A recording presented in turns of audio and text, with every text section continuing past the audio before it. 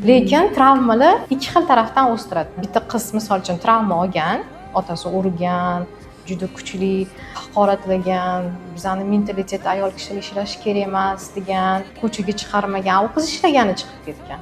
Nima senga yetishmayapti degan, shunaqa darajada urgan, orqalari qonab ketgan. Cho'g'isi ota urgan. Lekin u qizni maqsadi, xohishi kuchli bo'lgan. Aytganki, yo'q, men baribir ishlayman, baribir rivojlangan ayol bo'laman.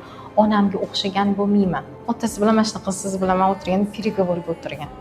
Ya'ni ada borsam maylimi? Ada bunday qilsam uговаривать qilishni boshlagan otani, tushunasizmi? Ota bitta yo'q degan, ikkita yo'q degan. Oxiri shunaqa til topishgan, ota aytganki, mayli, bor, qil. Ko'rasizmi? Butun ayol avlodiga, ajdodiga ruxsat berilmagan narsa bu qizga ruxsat berilyapti. Lekin u otasidan juda ham kuchli travma oldi. Ya'ni otasi uni urdi. Qiz bolaga qo'l ko'tarish ota tarafdan bu juda ham kuchli travma hisoblanadi, og'ir hisoblanadi-ku. Lekin bu qiz mana shu travmasi orqali juda ham zo'r o'sdi, erkaklar bilan kommunikatsiya qilishni o'rgandi. Otasi bilan qanaqa kommunikatsiya qilgan bo'lsa, tushunasiz? Erkaklar bilan til topishni, erkaklar bilan gaplashishni o'rgandi. Mana travma nimaga xizmat qilyapti.